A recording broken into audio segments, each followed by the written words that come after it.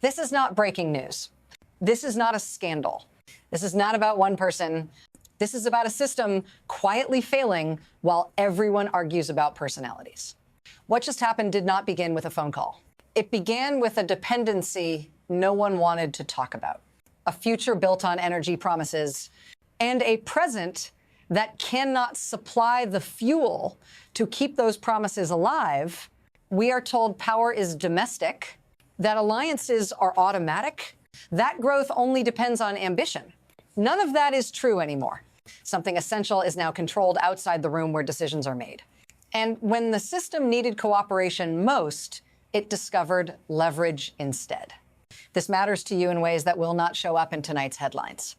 It will show up on your bill, on your job security, on whether the next generation of technology is built here or somewhere else. Stay with me, because once you see where the control actually sits, you can't unsee it. And the next step is where this starts to accelerate. If this kind of clarity matters to you, keep watching. We're only at the surface. Here is the mistake most people make. They think power lives with leaders, with votes, with speeches, with flags behind podiums. It doesn't. Power lives upstream, in inputs, in choke points, in the things you cannot replace quickly when they disappear. Right now, the system that decides who wins the next economic era is not political. It's industrial, and more specifically, it is energetic. Every modern promise, growth, security, artificial intelligence, even military readiness runs through one requirement: reliable, constant power. Not someday, not hypothetically, now. And the system that supplies that power has been quietly hollowed out.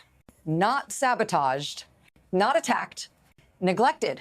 For decades, the assumption was simple. If we ever needed more, allies would provide it. Markets would adjust, the system would hold. That assumption is no longer being tested. It has already been answered. And the answer wasn't yes. What matters next is why that answer came so easily. And what changed, long before anyone noticed, the most dangerous changes don't arrive with alarms. They arrive as habits. Before, energy security meant surplus, domestic capacity, slack in the system, redundancy. Now it means efficiency, just-in-time supply. External sourcing, trust instead of control. That shift happened slowly, quietly, year by year. Mines closed because imports were cheaper. Processing moved offshore because regulation was inconvenient. Stockpiles shrank because carrying costs looked wasteful. Nothing broke, so no one stopped. The system didn't collapse. It normalized vulnerability. What used to be a strategic industry became a line item. What used to be national capacity became a purchase order. And dependence was rebranded as cooperation. For a long time, it worked, until the system changed speed. Artificial intelligence doesn't scale like factories. Data centers don't ramp gradually.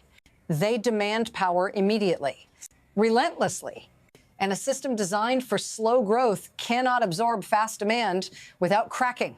That crack is now visible, not as a failure, but as a pause.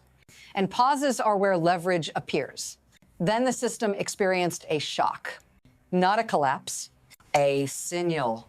A request that should have been routine suddenly wasn't. A resource assumed to be available became conditional. A conversation that normally ends in paperwork ended in silence. And that silence traveled fast. Across markets, across capitals, across institutions that are trained to notice stress before it becomes visible. This wasn't a supply interruption. It was a credibility interruption, because the shock wasn't about volume or price or logistics. It was about refusal. A single denial exposed something fragile underneath the architecture everyone depends on. It showed that access is no longer guaranteed by history or geography or shared values. It is guaranteed by leverage, and leverage had quietly changed hands. If you're wondering why one decision could ripple this far, that's the wrong question. The real question is why the system left itself so exposed that one word could do this much damage Because once refusal becomes possible, repetition becomes likely. Here's the mechanism most coverage misses. This system doesn't fail all at once. It reroutes. When a critical input becomes scarce, the damage doesn't land where the shortage begins. It lands where the dependency ends. Producers don't absorb the shock. They pass it forward. Utilities lock in higher contracts. Developers delay projects. Investors reprice risk.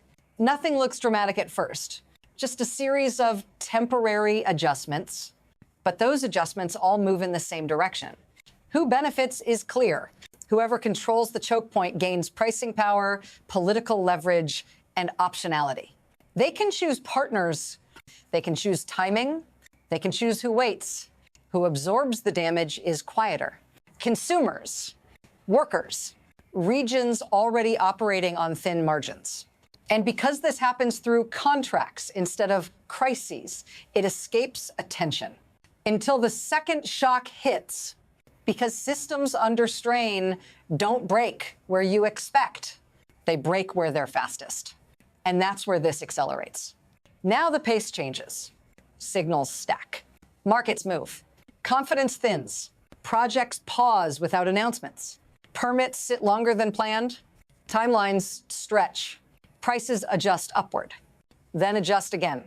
No press conference explains it. No single decision causes it. But momentum flips. What was assumed inevitable becomes conditional. What was scheduled becomes tentative. What was funded becomes reviewed. This is how acceleration looks in real systems, not chaos. Compression. Every delay forces substitution. Every substitution adds cost. Every cost compounds forward. And once the system starts compensating, it cannot easily reverse. Temporary fixes harden into defaults. At this stage, actors stop asking if supply will tighten. They ask how long it will stay tight and whether they're early or late. Late is expensive because the second shock isn't refusal. It's realization, the realization that no one is coming to stabilize this quietly. And when that settles in, behavior changes fast. This is where it reaches you, not as geopolitics, as friction. Your energy bill doesn't spike overnight. It creeps a little higher this month. Then again, your employer doesn't announce layoffs because of energy. They announce restructuring, cost pressure, uncertainty. But energy is underneath all of it. When power becomes more expensive, everything built on power inherits that cost. Manufacturing, logistics, data, heat. And the people who feel it first are never the ones making the decisions. They're the ones already balancing. You don't get leverage. You get exposure. This is why the early stages are so dangerous, because they look manageable until they aren't. If you're watching this and thinking this still feels distant, that's intentional. Systems protect themselves by spreading pain thin until they can't. Pay attention now, because once this becomes visible, options shrink fast. And what happens next won't be decided by voters. It will be decided by constraints. Once constraints harden, they don't stay local. Supply systems don't respect borders. They follow advantage. When one market tightens, others adapt. Contracts shift. Long-term commitments lock in elsewhere. What looks like diversification on paper becomes exclusion in practice. Partners who assume priority discover they're competing, not with rivals.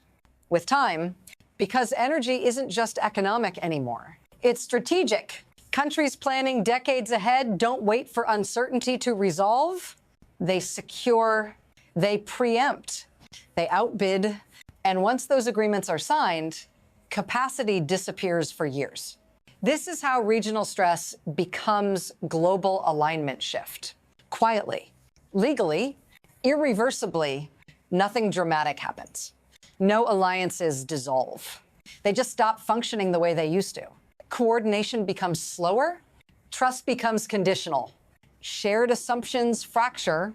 At that point, even strong institutions start asking new questions. Not about intent, about reliability. And that's where the future stops being abstract. From here, The system only has 3 paths, not outcomes, paths. The first is adjustment, slow repair, domestic rebuilding, new capacity, new timelines, higher costs, accepted as the price of independence. It works, but only if started early. And early has already passed. The second is erosion. Delays become normal. Premiums become permanent. Dependence doesn't disappear, it just shifts to whoever is willing to sell. Strategic goals shrink quietly to fit available power. Nothing collapses. Ambition just thins. The third is rupture. Pressure triggers retaliation. Trade becomes leverage. Leverage becomes policy. And systems built on trust are forced to operate on enforcement instead. None of these paths are chosen cleanly.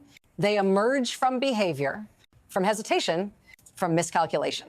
What matters now isn't which path sounds best, it's which one the system is already drifting toward. Because once momentum locks in, reversal becomes theoretical. And the final decision point is closer than it appears. This doesn't end with a resolution. Systems like this don't offer closure. They offer signals. What you're watching is not a disagreement. It's a reveal of how dependent the future has become on inputs we don't control. A reveal of how alliances function when leverage replaces trust.